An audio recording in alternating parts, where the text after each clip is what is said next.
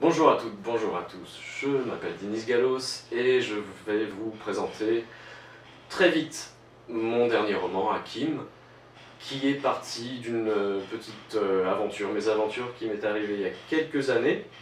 J'avais raccompagné un cousin à l'aéroport et sur le trajet du retour, je me suis retrouvé tout seul avec un autre monsieur dans le même wagon qui a attiré mon attention sur un sac qui était resté là, un sac potentiellement suspect, qui m'a demandé s'il était à moi, j'ai répondu non, et au bout d'un moment, à force qu'il insiste, je me suis rendu compte de son problème. Je lui ai tapoté sur l'épaule en lui disant « Ne vous inquiétez pas, arrivé à Gare du Nord, je tape un sprint et je préviens le conducteur de la rame. » Il se trouvait que ce monsieur-là, avec un air désolé, m'a dit « Oui, parce que moi, avec ma tête… » Et il avait le malheur, tout bon citoyen qu'il était, d'avoir une barbe un peu trop fournie, d'avoir des traits un petit peu trop maghrébins, et il craignait que ça parte dans tous les sens et pas dans les bons sens. Cette histoire m'est restée pas mal de temps dans un coin de la tête, et puis dès que j'ai eu le temps, j'ai décidé d'essayer de raconter l'histoire de ce monsieur que j'ai appelé Hakim. Bonjour, je suis Estelle Durand, éditrice d'Hakim de Denis Gallos. Ce roman sera en librairie le 1er octobre et vous l'aurez compris, pendant 200 pages, vous allez être dans la tête d'Hakim, ce personnage qui a tout du suspect idéal. Quelques mots sur le personnage. Il s'appelle Hakim, il est français de première génération comme il dit, il est graphiste, bon père de famille. Ce jour-là, il a un jogging un peu trop court, petit problème de lessive. Il est affublé d'une énorme barbe très fournie de hipster et il va tomber sur un colis suspect dans sa rame de RER. Il va prévenir le conducteur, évidemment, bon citoyen, sauf que quand il voit la peur dans le regard du conducteur, il va fuir. Et il va fuir de Roissy à la banlieue sud de Paris en traversant la capitale, cernée de flics, de CRS, de sirènes, ce qui va alimenter sa paranoïa. Parce que Hakim, qu'est-ce que c'est? C'est une odyssée paranoïaque urbaine qui va nous permettre d'aborder tout un tas de sujets sociétaux, comme la discrimination, l'intégration, l'école républicaine, la bande dessinée aussi, parce que Hakim, son grand projet, c'est de réaliser sa première BD. Donc voilà, c'est vraiment un livre à la fois choc, drôle, poignant, ultra contemporain, qu'on est très fiers de publier, que vous pourrez découvrir en librairie en octobre. Putain, tu vas voir Ross.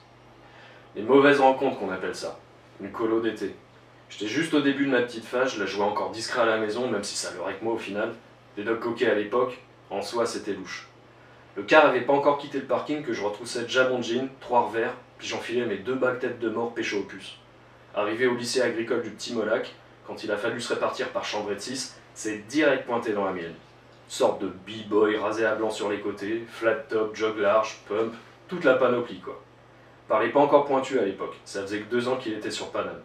Sourire de là à là, présentation, moi pas très causant parce que c'était un peu tout ce que j'aimais pas, les marques, le rap, tout ça. Puis lui qui va pas par 4 chemins, commence à me dire qu'il y a pas un an lui aussi était que pont poids mouche, parce que son frère était à fond dedans, lui aussi, qu'il a décidé de virer son Harrington parce que pour la musique, il préférait la chipper à choper au Beru, il avait surtout fini par capter que ça marchait mieux avec les filles, et que dès qu'il m'a vu, avec les docks, le jean, les bretelles, il s'est dit qu'on allait bien se marrer. Moi, toujours en dedans, poli, mais en train de me dire c'est ça, ouais, espèce de mouton, victime de la mode de mes deux, va dunker avec ton bombeur. En fait, c'est lui qui avait raison. On s'est bien marré.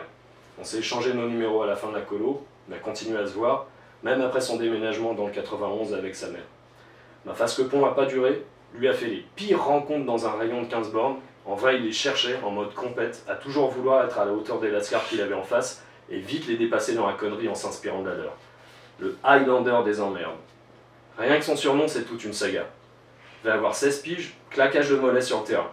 Ça a été un des premiers à garder sa béquille après récupération. Il clopinait devant les îlotiers, ils y voyaient que du feu, et quand il y avait embrouille, il avait toujours sous la main de quoi remporter l'avantage. Sa prescription dans la poche. C'est vite fait blasonner la béquille de secours, puis la béquille, et puis la bec.